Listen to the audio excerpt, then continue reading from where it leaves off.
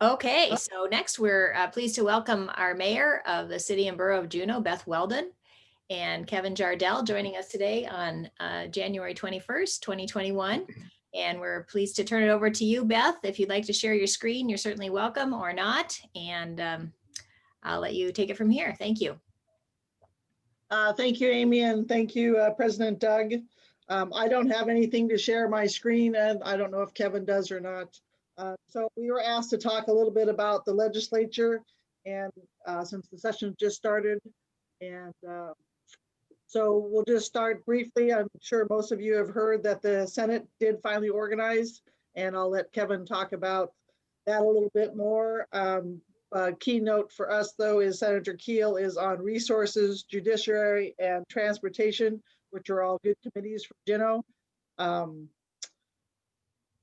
I'll let Kevin talk next a little bit more about the organization, and then we'll talk about some of the topics that are important to Juneau and how the chairs may help us or may hurt us.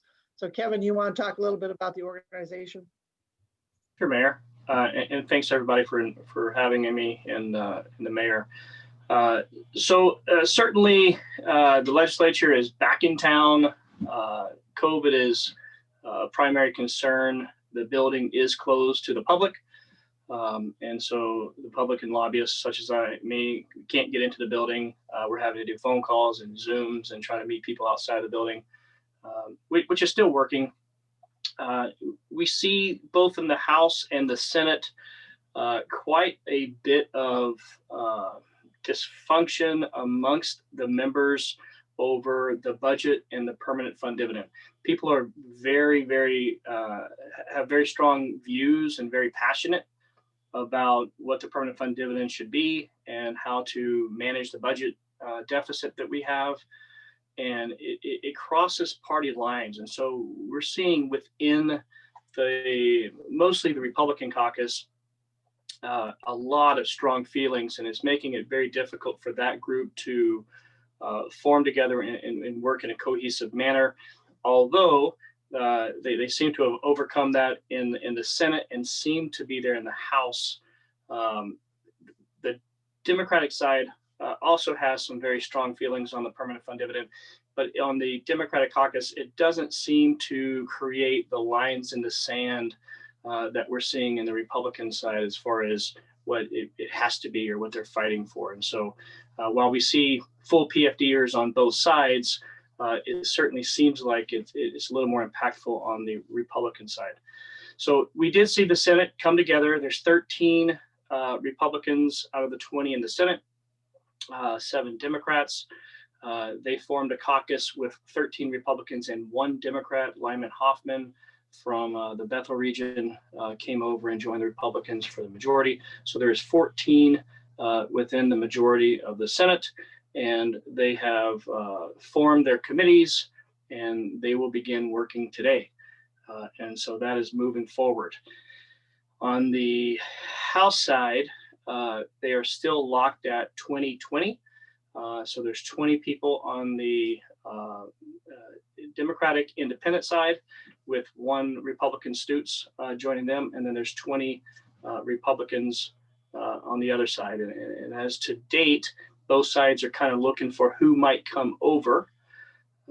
Your guess is as good as mine. Certainly there's people that are identified as targets of both sides, but as of now, they're staying put pretty well. So it could be 3 days, it could be a week, it could be like last year, 30 days before they come together. We could even see what's called a power sharing agreement, which we've seen in other states where they could not get 21 people to agree. And you literally have both sides have co-chairs and you take turns chairing everything and you negotiate everything out. So that's kind of where we are as far as organization. The good news is the Senate is working, and so they can start progressing the budget, even if the House takes a little longer to start.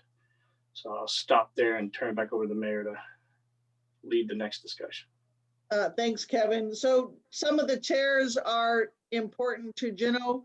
I don't know if Kevin said it, but Senator McChickey is the Senate president, who may be helpful or may be non-helpful, I'll be pretty blunt today, is my usual style.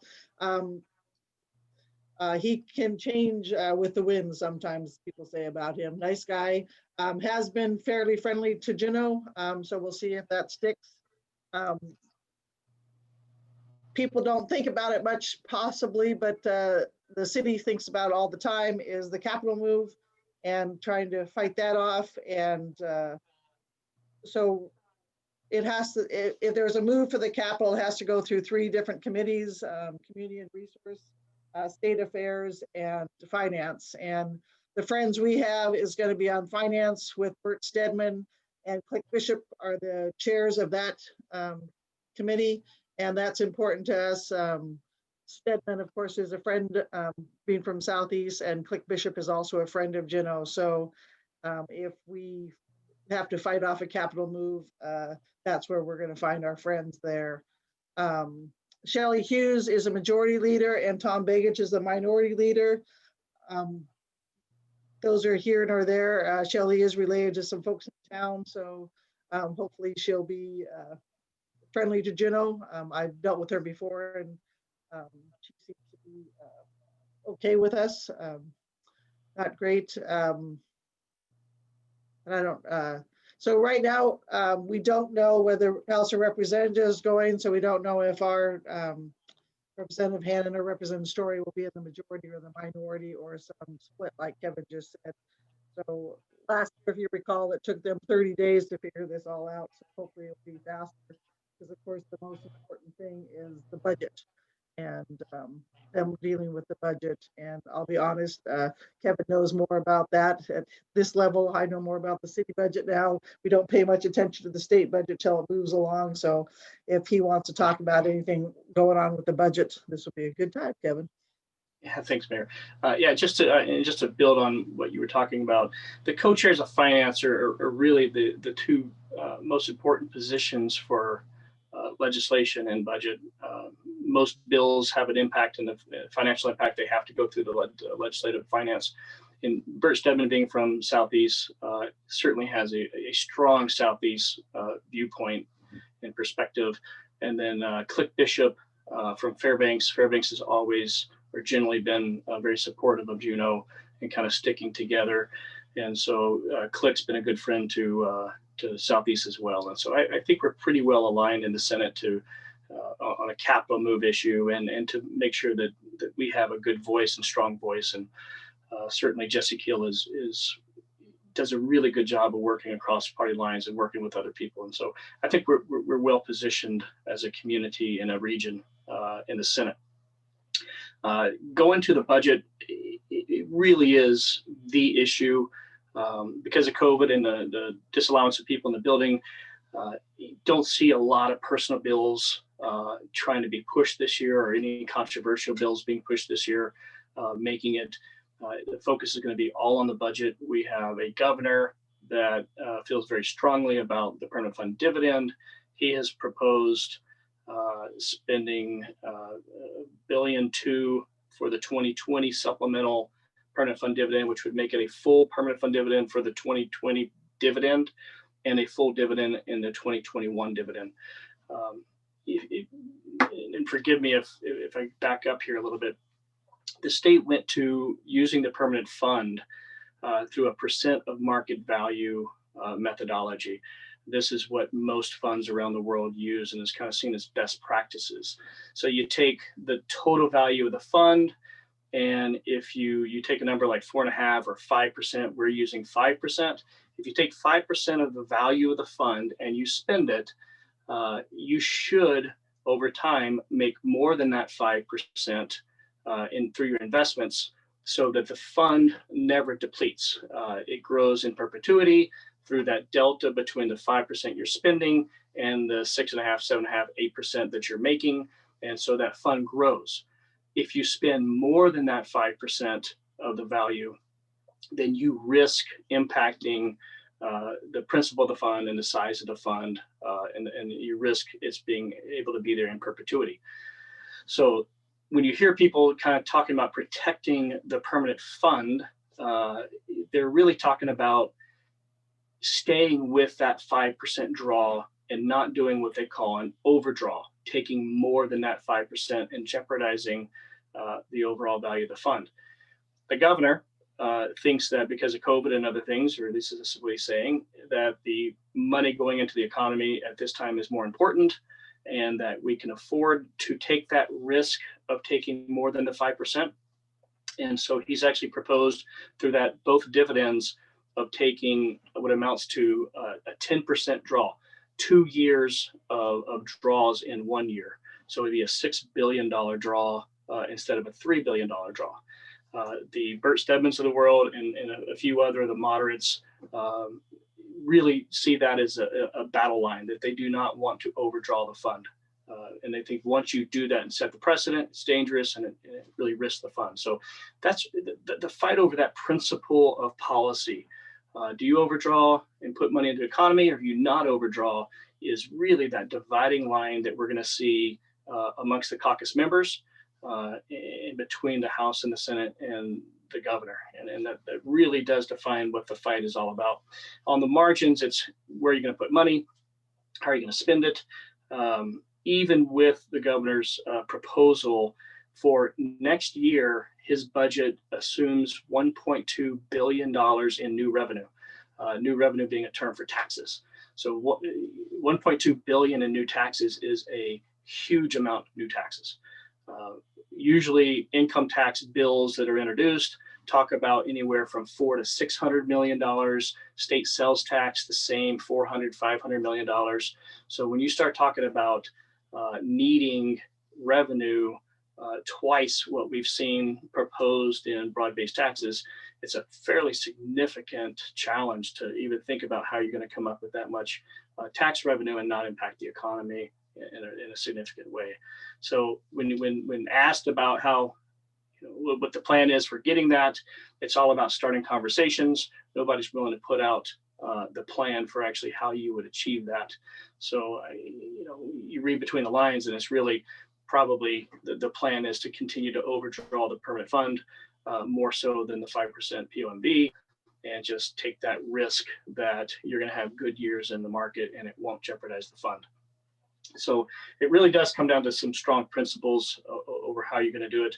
It's a very difficult situation. Over the last decade, 9 years, the legislature, the state, has spent $16 billion out of the CBR, which is one of our accounts, and that's down to 900 million. And so this structural deficit has been there for about 10 years. It hasn't been addressed, and we've just been spending on our savings. And it's really coming to a head where hopefully we'll see some movement on some structural changes. There are 2 income tax bills introduced. Representative Hannon from Juneau has introduced one, and then Representative Wolf from Fairbanks has introduced one. I personally thought 3 or 4 years ago, people would see the math and recognize a need for some new broad-based taxes, and we get something passed. I'm no longer that Pollyanna or naive. I don't see it passing this year. I think it's coming, but I think it's going to be really difficult in this year to see a broad-based tax pass. I'll hop in there too. So one of the problems of, like Kevin said, the deficit is we just need to figure out ways to have revenue. And there's been lots of suggestions because also part of the governor's plan is not just the PFDs, but he also wants to do a large infrastructure plan. And the purpose of his budget, according to him, is he wants to jumpstart the economy and get people back to work. And we'll see if it happens, but he also wanted to get a bond package out to the voters early this spring. So we'll see if that works. The income tax is no one's favorite to have any kind of tax, but the problems of having such strong feelings, as Kevin says, in the legislature is we don't know, we doubt that will get started. And the problem with not getting it started is even if we had income tax in place, it would probably take us a couple of years to get it moving. So we would actually get revenue. So in the meantime, we just get further in a deficit. There's lots of discussion around the state whether the income tax or sales tax is the best idea. It depends on where you live, and it depends on if you have a sales tax in your town. And of course, would prefer the income tax over the sales tax because looking at a 4 or 5% tax on top of our 5% is pretty hefty, would be pretty hefty in Juneau. And those are the kind of numbers they're talking about. So we're watching that pretty closely and just waiting to see what happens. But and just it'll be interesting this year, that's for sure, with not being able to go in the Capitol. Just touch about that a little bit, because there is concern in the community, all these legislators and all these people coming down to Juneau. So the only people allowed in the building are the legislators and their staff, and they have very limited staff. On top of that, they aren't bringing their normal staff out. They are screened every day. They all had to come with negative tests. Where we may see some problems, and this is just a guess, is some of the younger, and they're out in our bars and restaurants, which is good for those businesses, but we're just watching those closely.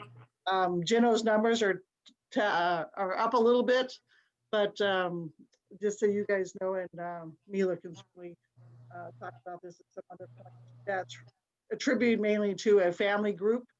So it's not the legislators yet, but we are watching those numbers very closely. And if we have to, we will go back to a level 3 if we look like we have to get there. So trying to think of anything else that we want to talk about. Oh, anyway, where I was going with the Capitol building. So it makes it challenging for everybody. Everybody's trying to figure out how to get to their legislators. Usually Kevin and I go around this time, actually probably this week, and just go in and check with every legislative office and see what we can do as a host of Juneau. We really try to push Juneau as a very friendly, safe city, and we can't do that this year. So just trying to meet with legislators is very difficult. We're trying to figure out what we can do, whether we do little Zoom meetings with their offices or what, to try to do that same, reach out to each of the legislators. So, but everybody has that challenges. I just was on an Alaska Municipal League meeting, and everybody's quite concerned with how to talk to their legislators, because if their email is anything like mine, you're just not going to see all of it. I mean, I regularly have 100 emails in my inbox that I haven't seen, so it will be difficult. Before I go a little bit different direction, do you have anything more to add, Kevin? And then I was going to talk a little bit about our federal lobbyists. Sure. Just to emphasize that you mentioned that they are talking about doing a bond this year with interest rates so low. It probably is pretty good money management to go out for a bond since the money's so cheap now. And they're talking about $300 to $350 million. So certainly been working with the delegation, and we will continue to do that to try and ensure that from a regional basis and Juneau specifically, we get our share of bond money into our community. So that'll be an important priority for us this year. Perfect. So every year we meet usually for breakfast, kind of like you guys meet for breakfast. And we talk with our state delegation, and we talk with Kevin, of course, and then we also talk with our federal lobbyist, whose name is Katie Ketchel, and just some topics that she brought up. Of course, we're all looking at an additional COVID relief stimulus, which should include some big infrastructure bill. And they're also looking at some kind of transportation funding, airports, ports, highways. Of course, we have some of those. They're trying to figure out better ways to do vaccine production and distribution. And I have to say, we'll pat ourselves on the back for this last weekend, and thank you to Mila and her group, because our mass dispensation worked really, really well. And we hope to have more vaccines come in so we can do that again. They're looking at money for community hospitals, so the hospital maybe get some more money. They're also, with President Biden, they're also looking more at Department of Interior fee to trust.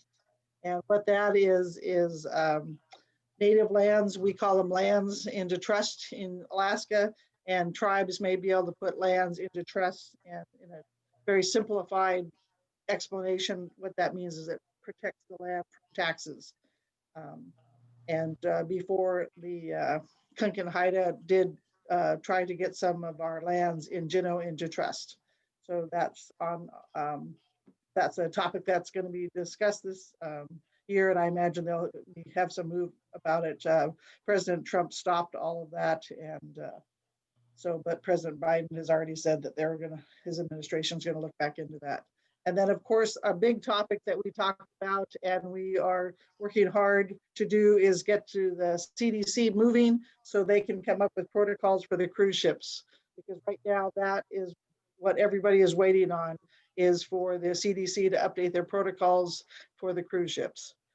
Without the CDC saying, go ahead and sail, they're just basically stuck in the water.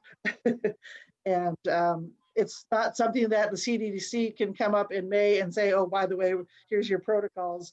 That would mean the cruise ships would be very, very late. So the sooner they could come out with that, the better for all of us in ports that are relying on cruise ships. So that's in a nutshell what the federal delegation is working on. And we talked about what the state is, and I know you guys are a question club, so we want to leave room for the end to talk, to allow you guys to have questions. So with that, unless you guys have something specific, we'll just answer some questions. Thank you, Beth. This is Doug Eklund. I do have a question. If the CDC does come out with guidelines for the cruise ships to sail, but all of our cruise ships come out of Canada and they don't allow cruise ships to sail, how are we going to deal with that? Has anybody gone to our legislature up in the federal level and asked for a waiver for the Jones Act? Thank you for the question, President Doug. Yes, the Jones Act is in place, but the way folks see it is CDC step one, that Jones Act step two. From my understanding, if you talk about the Jones Act, people get pretty riled up pretty quickly. There are ways to work around it.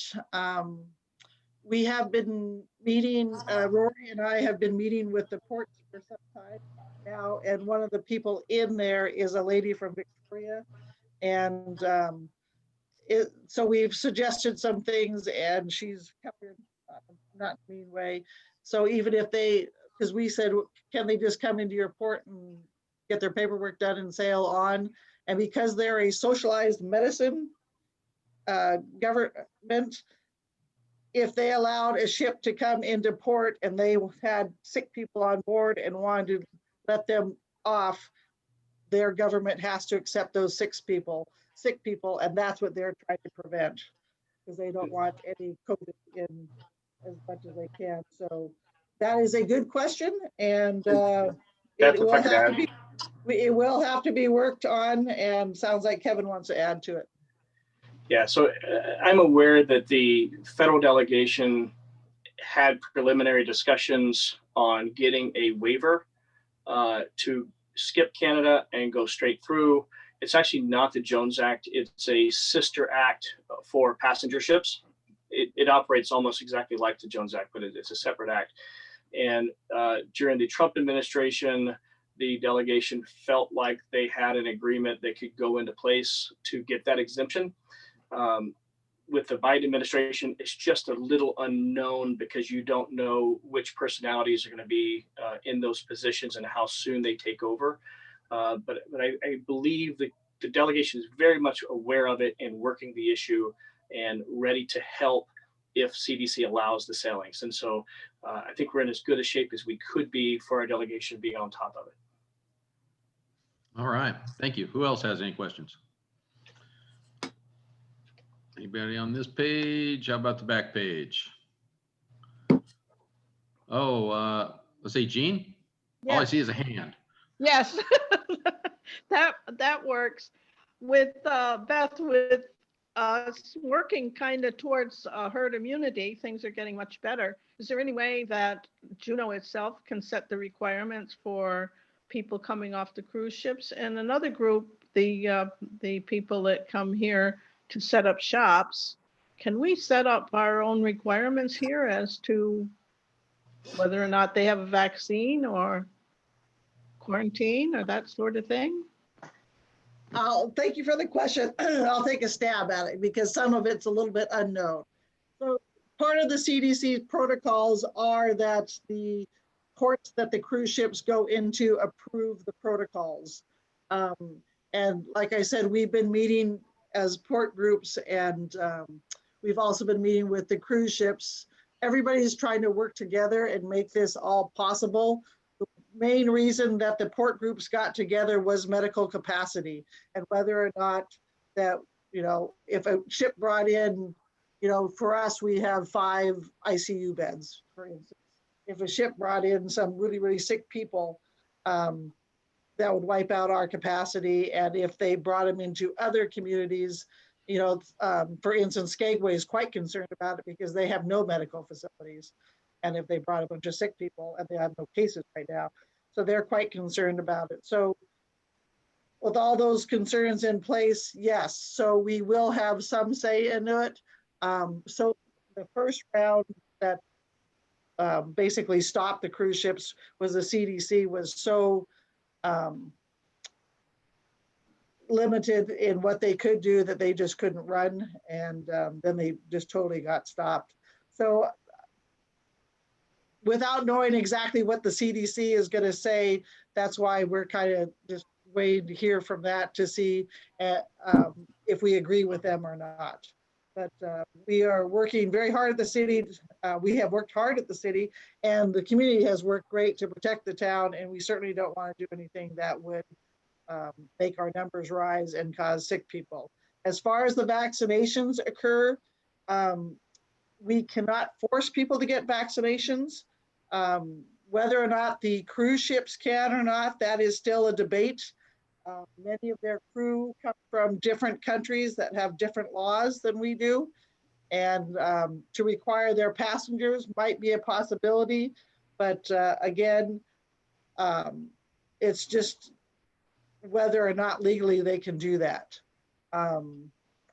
When we talked to the governor a couple of weeks ago, one of the questions that were asked of him was, are there going to be any restrictions on people that don't get the vaccine? And he said no, although he said Alaska Airlines is a private company, and whether they restrict people flying is another story. But on the cruise ships, you're a little bit different just because they're not just, they're not US companies, they're companies from other, governments. So what their rules are may be different than what our rules are. So that was a very lengthy, wordy, trying to answer your question, but a lot of it is we're just going to have to wait and see what the CDC says and what could come out of that. Thanks. All right. John, did I see your hand up?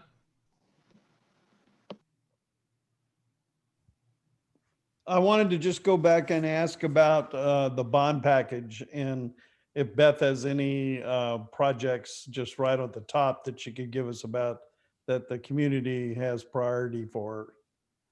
As far as I know, we have not talked about this as a legislature. I mean, as an assembly. So off the top of my head, I can come up with 3, but that's not saying, don't put this in the paper that I said this, because we have not talked with the assembly. The second crossing is a big one right now that we're working with the state with. The road to Cascade Point, although the state is supposed to be paid for that to help with the ferry system.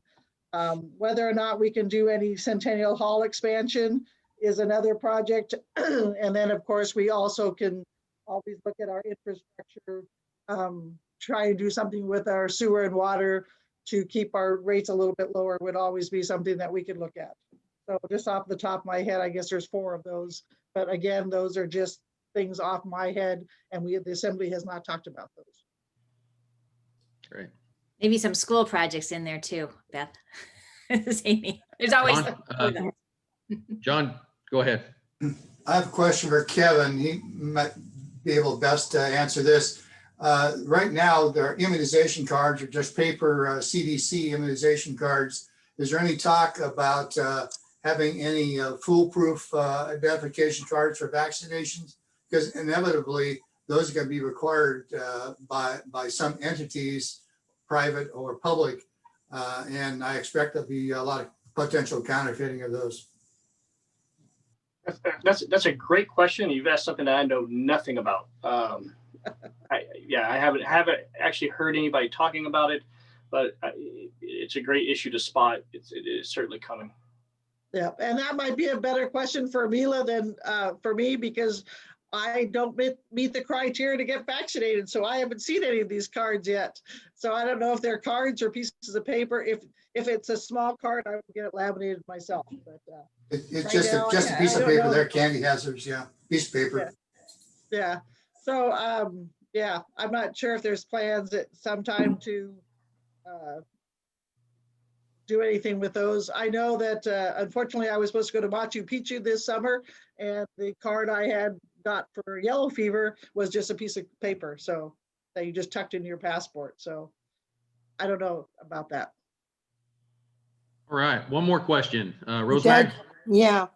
So, so Beth, we're coming up on the time when the Borough Assembly starts to work on the borough's budget. And certainly there's going to probably be a significant interface with not only what happens at the legislature, but what happens with the cruise ship industry and so forth with respect to the revenue side of the CBJ budget. Have you guys started to sort of sort through all of that yet?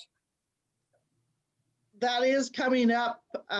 We have got a tentative budget